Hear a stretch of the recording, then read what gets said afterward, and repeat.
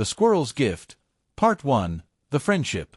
In the heart of a bustling park, where laughter mingled with the rustling of leaves, a little girl named Sophie found her favorite spot beneath a grand oak tree. The sun filtered through the branches, casting playful shadows on the ground, and the air was filled with the sweet scent of blooming flowers. Sophie loved this park, not just for its beauty, but for the little creatures that called it home. Every day after school, Sophie would rush to the park, her backpack bouncing against her back, filled with a special treat, peanuts. She had discovered that the squirrels in the park were not just ordinary animals. They were lively, curious, and full of personality. Among them, one little squirrel stood out. With a bushy tail that seemed to dance in the wind and bright, twinkling eyes, Sophie named him Nutty. Nutty quickly became accustomed to Sophie's presence. At first, he was cautious, peeking from behind the tree trunk, his tiny nose twitching as he sniffed the air. But Sophie was patient. She would sit quietly, her hand extended with a peanut resting in her palm, whispering gentle words of encouragement. Slowly, Nutty's curiosity overcame his shyness. He scampered closer, his little paws making soft pattering sounds on the ground. With a flick of his tail, Nutty took the peanut from Sophie's hand, and in that moment, a bond was formed. Each day, as Sophie returned to the park, Nutty would be waiting for her, his eyes sparkling with excitement. He would chatter happily, a sound that filled Sophie's heart with joy. She loved how he would perform little acrobatics, leaping from branch to branch, showing off his agility as he searched for more peanuts. As the days turned into weeks, their friendship blossomed. Sophie learned to recognize Nutty's unique personality. He was playful and mischievous, often stealing peanuts from her hand and then darting away, only to return moments later for more. Sophie would laugh, her giggles echoing through the park, and Nutty would respond with a series of chattering sounds, as if he were sharing a secret joke with her. Sophie's heart swelled with happiness each time she saw Nutty. She began to look forward to their daily meetings, feeling a sense of companionship that transcended words. In a world that sometimes felt big and overwhelming, Nutty was her little friend, a reminder that joy could be found in the simplest of moments. Together, they created a beautiful routine, one that filled the park with warmth and laughter, and as autumn leaves began to fall, their friendship only grew stronger. The Squirrel's Gift. Part 2. The Winter. As the vibrant colors of autumn faded, the park transformed into a winter wonderland. The once lush green grass was now blanketed in a soft layer of snow, and the trees stood tall, their branches adorned with glistening icicles. Sophie loved the magic of winter, but she also knew that it brought challenges for the animals that lived in the park. One chilly afternoon, Sophie bundled up in her warmest coat, her cheeks rosy from the cold. She made her way to the park, her heart filled with excitement to see Nutty. However, as she approached their usual meeting spot beneath the grand oak tree, she noticed something was different. Nutty, who had always been plump and lively, looked thinner and more desperate. His fur was fluffed up against the cold, but his eyes, usually bright and playful, seemed clouded with worry. Sophie's heart sank as she realized that food was becoming scarce for the animals in the park. The peanuts she had been bringing were no longer enough to sustain Nutty through the harsh winter. She felt a surge of determination. "I can't let my friend go hungry," she thought, her mind racing with ideas. The next day, Sophie arrived at the park with a larger bag filled with not just peanuts, but also sunflower seeds and dried fruit. She had asked her mother for help, and together they had gathered a variety of treats that would nourish Nutty and his friends. As she approached the oak tree, she called out, "Nutty, I have a surprise for you." Nutty appeared almost instantly, his little nose twitching as he caught the scent of the food. He scampered over, his eyes widening with delight as Sophie poured the treats onto the snow. He began to nibble on the sunflower seeds, his tiny paws working quickly as he stuffed his cheeks full. Sophie watched with a smile, her heart warming at the sight of her friend enjoying the feast. Day after day, Sophie continued to bring food for Nutty. She would sit on the bench, bundled in her scarf and mittens, watching as Nutty and other squirrels gathered around her. They would chatter and play, their antics bringing laughter to the quiet winter park. Sophie felt a sense of purpose, knowing that she was helping her furry friends survive the cold months. But as the days grew colder and the snow piled higher, Sophie noticed that Nutty was still looking thinner than usual. She worried about him, wondering if there was something more she could do. One evening, as she lay in bed, she thought about how much Nutty meant to her. "I need to find a way to help him," she whispered to herself, determination filling her heart. The next morning, Sophie woke up with a plan. She decided to create a small feeding station in the park, a place where Nutty and other animals could find food whenever they needed it. With her mother's help, she gathered materials to build a simple wooden platform, and they filled it with a variety of nuts and seeds. Sophie felt a thrill of excitement as she imagined Nutty discovering the new feeding station. As they set up the station beneath the oak tree, Sophie couldn't help but smile. "This will be perfect for you, Nutty," she said, her voice filled with hope. She placed a few peanuts on the platform, eager to see if Nutty would find it. That afternoon, she returned to the park, her heart racing with anticipation. Would Nutty like her gift? Would he find the food she had prepared for him? As she approached the oak tree, she spotted Nutty perched on a branch, his eyes wide with curiosity.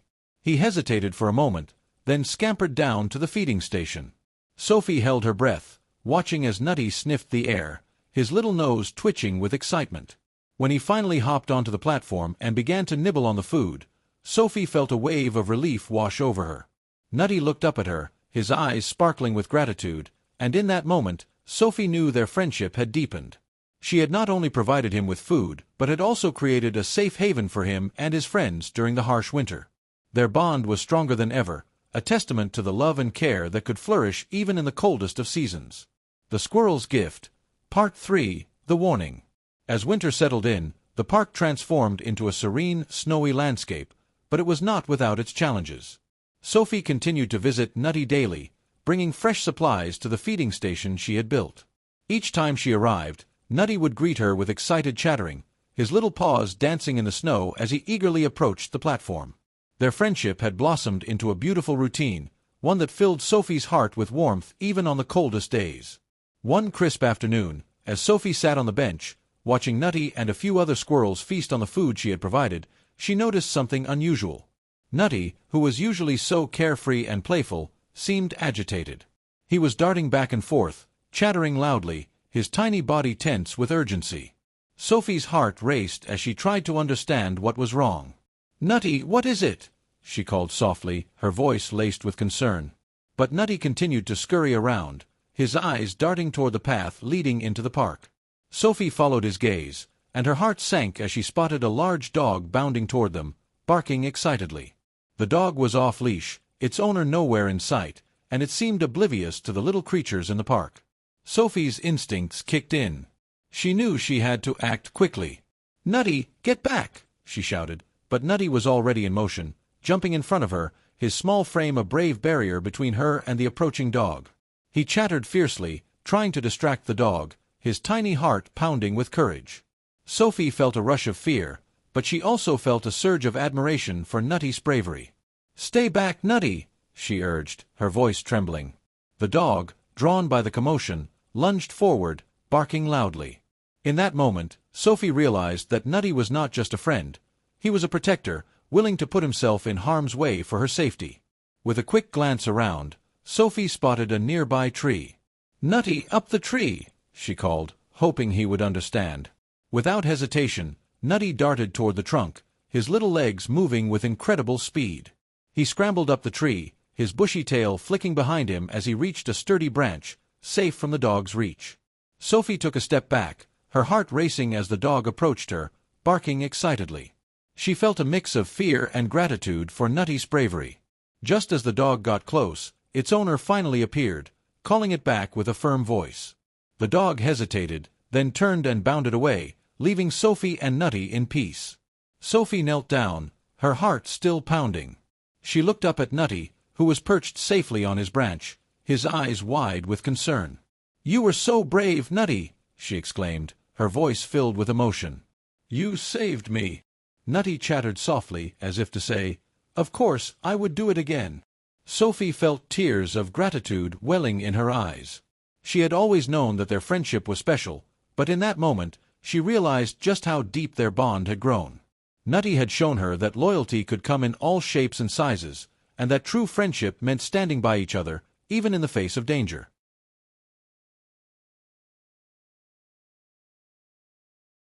As the sun began to set, casting a golden glow over the snowy park, Sophie sat on the bench, her heart full. She reached into her bag and pulled out a handful of peanuts, tossing them onto the ground beneath the tree. "Here you go, Nutty." "You deserve a treat after being so brave," she said, smiling up at him. Nutty scampered down the tree, his eyes sparkling with joy as he gathered the peanuts, his earlier fear forgotten. Sophie watched him with a sense of pride, knowing that their friendship was not just about sharing food, but about being there for one another, no matter the circumstances. In that moment, surrounded by the beauty of the winter park, Sophie felt a warmth in her heart that would carry her through the coldest of days. The Squirrel's Gift. Part 4. The Loyalty. As the days passed, the bond between Sophie and Nutty deepened even further. The winter continued to blanket the park in white, but Sophie found comfort in her daily visits. Each time she arrived, Nutty would greet her with his familiar chattering, his little body bouncing with excitement. The feeding station had become a bustling hub for not just Nutty, but for other squirrels and birds as well, all drawn to the bounty Sophie provided. One particularly cold morning, Sophie bundled up in her warmest clothes, her breath visible in the frosty air. She carried a heavy bag filled with treats, determined to ensure that Nutty and his friends had enough to eat. As she approached the oak tree, she noticed Nutty waiting for her, his eyes bright and eager. But today, there was something different in the air, a sense of urgency that made Sophie's heart race. Suddenly, she heard a rustling noise nearby. Sophie turned to see a group of children playing in the snow, their laughter ringing through the park.